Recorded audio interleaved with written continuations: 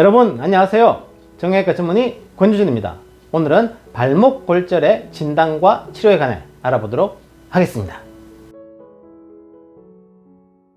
발목 골절의 발생 기준으로서는 걷거나 뛰거나 운동을 하다가 발목을 접질리면서 발목이 돌아가면서 주로 발생하는 것으로 알려져 있습니다. 진단으로서는 병원에 오시면 엑스레이를 찍어보면 쉽게 진단할 수가 있겠습니다.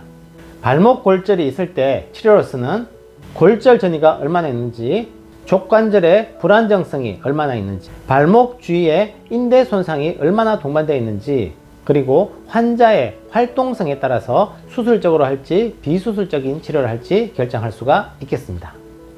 구독, 좋아요, 알림 설정은 영상 제작에 큰 힘이 되겠습니다. 발목 골절의 역학을 살펴보게 되면 발목 골절은 발목을 이렇게 삐면서 주로 복숭아뼈가 부러지는 것이 발목 골절을 하는데, 매년 10만 명당 약 187명이 발생하는 비교적 흔한 골절이라고 할 수가 있겠습니다.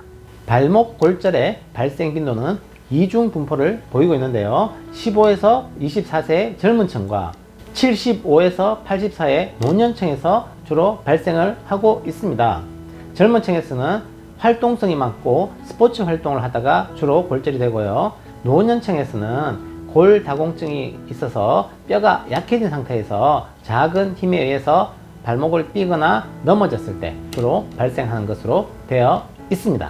발목에는 두 개의 복숭아뼈가 있습니다. 내측 복숭아뼈와 외측 복숭아뼈가 있는데요. 골절의 개수에 따라서 크게 세 가지로 나눌 수가 있습니다. 복숭아뼈 하나가 부러진 경우, 주로 외측 복숭아뼈 혹은 내측 복숭아뼈 하나가 부러진 경우 복숭아뼈 단독 골절이 70%를 차지하고요. 두 번째로는 양과 골절이 있습니다. 양과란 말은 복숭아뼈의 외측과 내측이 동시에 부러진 것을 양과 골절인데 약 20%를 차지하고 있습니다. 그리고 삼과 골절이라고 있습니다. 삼과란 말은 양측 복숭아뼈가 부러지고 뒤쪽에 있는 경골 뒤쪽 복숭아뼈가 부러진 것, 복숭아뼈가 3개가 부러졌다고 해서 삼과 골절인데, 삼과 골절은 7%를 차지하고 있습니다. 발목 골절의 위험 요소로서는 첫째, 여자보다는 남자에서 더 많이 발생하고요. 연세 드신 분보다는 활동성이 있는 젊은 층에서 더 많이 발생하는 것으로 되어 있습니다. 마른 분보다는 뚱뚱한 분이 아무래도 체중 부하할 때 하중이 더 많이 가고 중심 잡기가 더 어렵기 때문에 비만이 될 때 더 많이 발생하고요.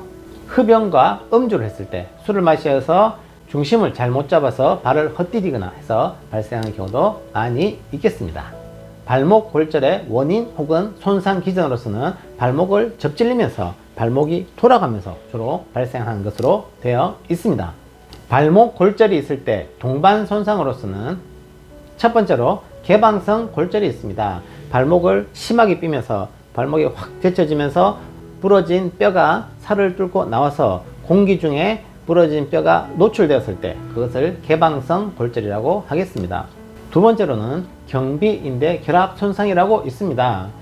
발목 관절 위쪽에 있는 경골과 비골 사이에도 인대가 있는데 발목이 심하게 뒤틀리다 보면 그 경골과 비골 사이 간격이 벌어지면서 그 사이에 있는 인대가 끊어지는 경우도 있겠습니다. 세 번째로는 발목뼈가 부러지면서 발목 주위에 있는 외측이나 내측 인대 손상이 동반되는 경우도 있고요. 네 번째로는 비복근이라 그래서 종아리에서 내려오는 힘줄이 외측 바깥쪽 복숭아뼈 뒤쪽을 지나가는데 발목 골절이 생기면서 비복근의 파열도 발생할 수가 있겠습니다.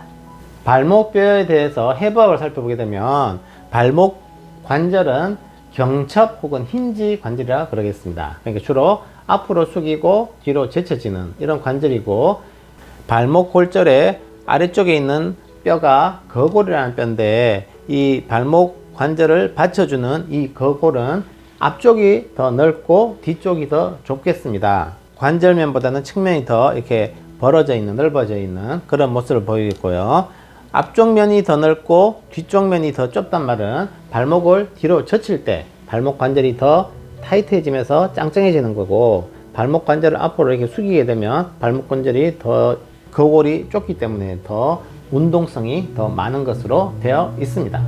발목 주위의 인대를 살펴보게 되면 발목에는 내측 안쪽에 있는 인대와 내측 측부인대, 외측에 있는 외측 측부인대라고 나눌 수가 있는데요. 내측 측부인대는 표면인대와 심부인대로 나눌 수가 있겠습니다.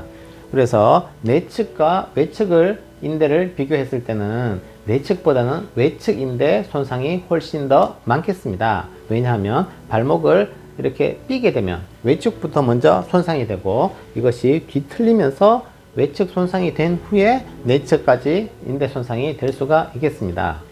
그리고 외측 인대는 끊어지면 잘 붙지를 않지만 내측 인대는 이렇게 넓게 퍼져 있기 때문에 파열이 되더라도 수술을 하지 않아도 저절로 잘 붙는 성질이 있겠습니다.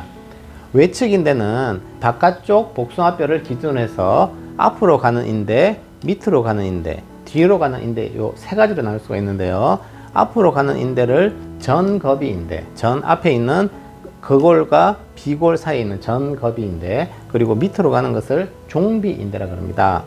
종이란 말은 종골과 비골 요 사이에 있는 인대란 말이고, 그 다음에 후거비 인대는 뒤쪽에 있는 거골과 비골 사이에 있는 인대를 해서 요 세 가지 인대로 이루어져 있는데, 발목을 접질리는 충격을 받았을 때 바깥쪽 복숭아뼈 발목 골절이 발생하지 않았을 때는 인대 손상이 발생하는 경우도 있겠습니다. 그때 주로 손상받는 인대는 전거비 인대와 종비 인대가 주로 파열되는 경우가 많겠습니다.